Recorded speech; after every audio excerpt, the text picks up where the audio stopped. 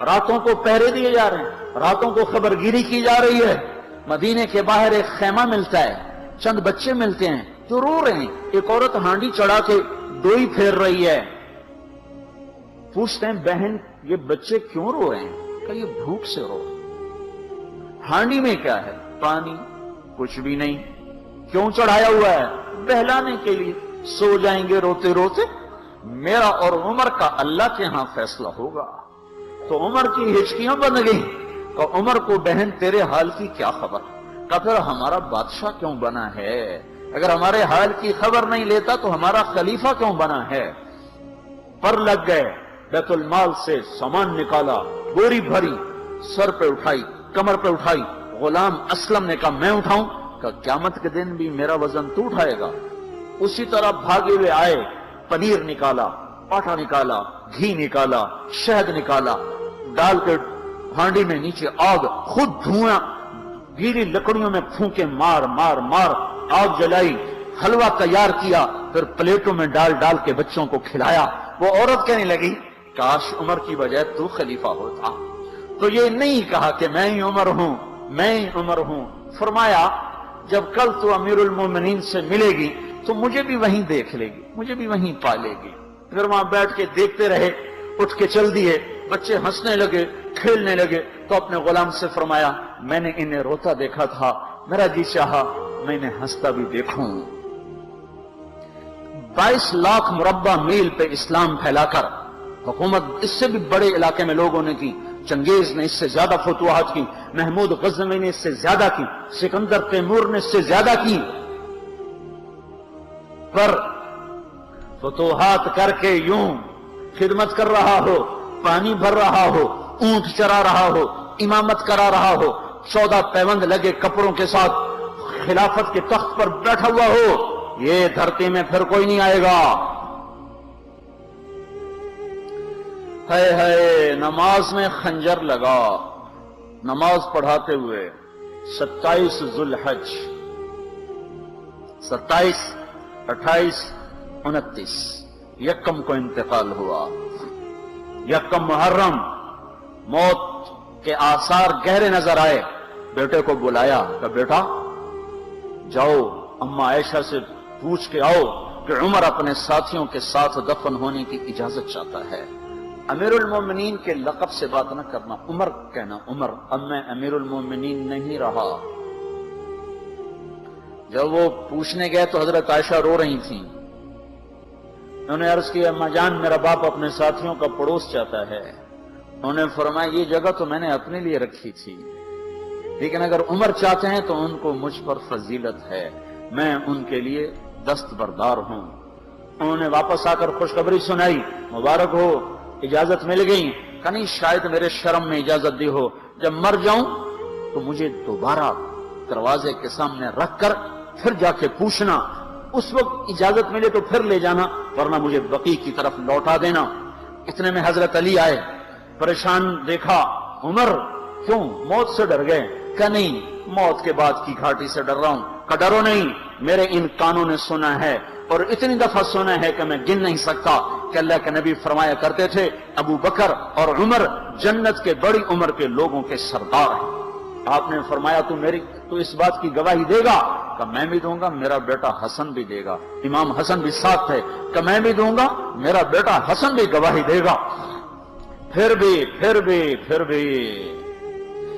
ہے جو جنت کی بشارتیں لیے ہوئے ہیں، 10 مبشرہ، ابو بکر جنتی، عمر جنتی، عثمان جنتی، علی جنتی، طلحہ جنتی، زبیر جنتی، ابو عبد الرحمن بن عوف جنتی، ابو عبیدہ بن جراح جنتی، سعید بن زید جنتی۔ آپ نے نام لے کر گنے، نام لے کر گن کر کہا سنو ابو بکر جنتی ہے، عمر جنتی ہے، عثمان جنتی ہے، علی جنتی ہے، طلحہ جنتی ہے، زبیر جنتی ہے، سعد بن ابی وقاص جنتی ہے، عبد الرحمن بن عوف جنتی ہے، ابو عبیدہ بن جراح جنتی ہے، سعید بن زید جنتی ہے۔ میں ان سے راضی ہوں، لوگوں ان کا حق پہچانو، میں ان سے راضی ہوں، میں ان سے راضی ہوں۔ پھر آپ نے فرمایا اگر تم نے ان کے بارے میں کسی ایک کے بارے میں بھی دل میں بغض لے کر مر گئے، اور تم نے اتنی بندگی کی تھی کہ سوکھ کے کانٹا ہو گئے تھے، روزے اتنے رکھے تھے کہ پیٹ کمر کو لگ گیا تھا، سجدے اتنے کیے تھے کہ تمہارے ماتھے اور گھٹنوں پر پتھروں جیسے نشان پڑ گئے تھے۔ اتنا کچھ کر کے ان 10 میں سے کسی ایک کا بغض لے کر اگر تم مر گئے تو اللہ تمہیں منہ کے بل جہنم میں گرا دے گا۔ لوگوں میں ان سے راضی ہوں، ان کا حق پہچانو، جن کو اللہ بھی رضا کے پروانے دے رہا ہو، جن کو اللہ کا رسول رضا کے پروانے دے رہا ہو، جن کو وزارت کا شرف مل چکا ہو، نبی کے پہلو میں قبر جن کی بننے کا اعلان ہو چکا ہو، وہ موت پر کیا کہہ رہا ہے؟ موت پہ کیا کہہ رہا ہے؟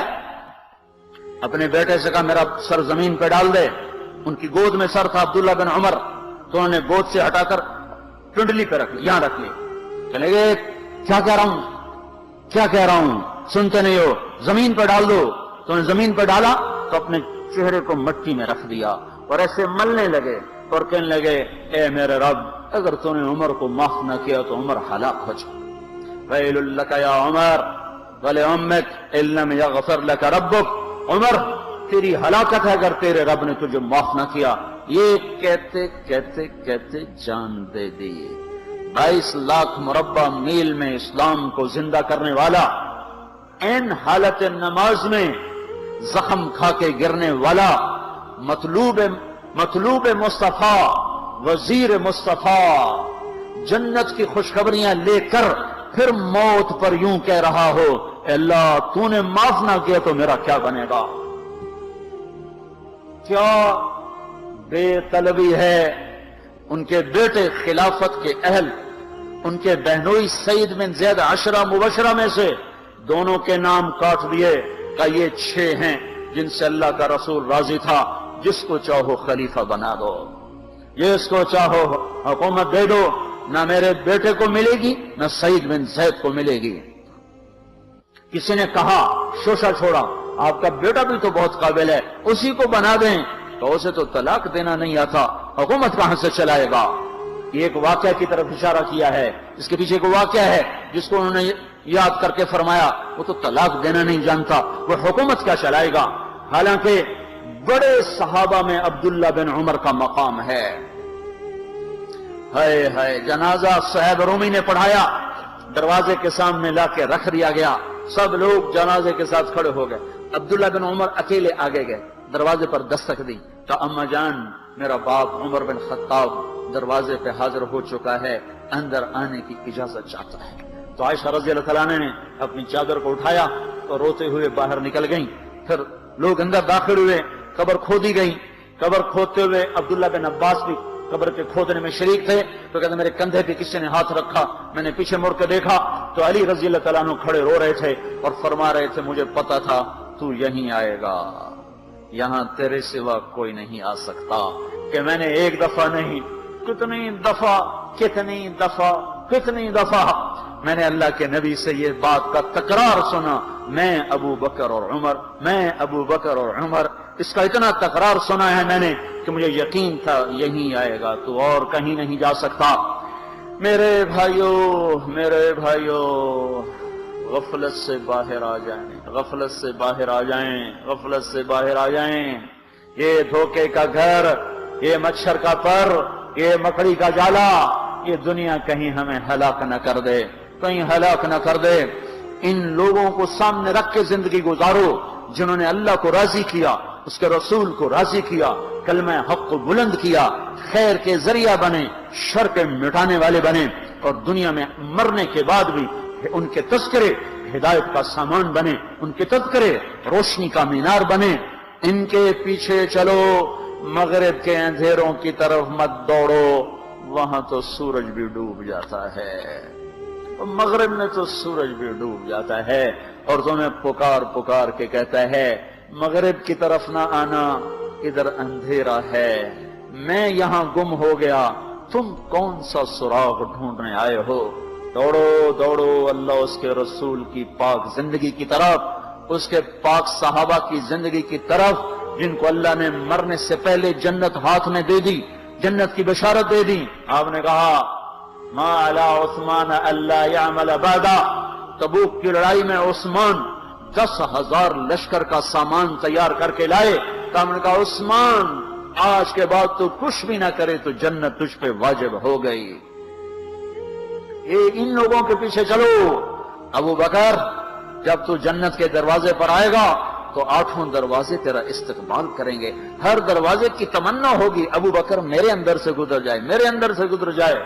علی تجھے مبارک ہو، جنت میں تیرا گھر میرے گھر کے سامنے ہوگا. ان لوگوں کے پیچھے چلو. اگر منزل تک پہنچنا ہے تو بھائیو نیا سال آیا ہے، آؤ بھائی توبہ کر لیں، اللہ کو منا لیں اور جاؤ، نکلو تبلیغ میں پھرو. اللہ کے واسطے بیٹھنے کے دن لگ چکے، گزر گئے. جان مال ایمان کی سلامتی اگر ہم چاہتے ہیں تو پھرو، تبلیغ میں پھرو، اللہ کی راہوں میں پھرو. یہ پھرنا یہ سبب بنے گا ہدایت کے آنے کا، اور وہ سبب بنے گا اللہ کی رحمت کے آنے کا، اور وہ سبب بنے گا دنیا اور آخرت کی نجات کا. اس کی نیت کرو، اس کے ارادے کرو. پچھلے سال کی ساری کوتاہیوں پر توبہ کرو، اللہ سے معافی مانگو. تو نیت کرتے ہو نا سارے بھائی؟ ایک دفعہ کہہ دو یا اللہ میری توبہ، ایک دفعہ اور کہہ دو یا اللہ میری توبہ، ایک دفعہ اور کہہ دو یا اللہ میری توبہ.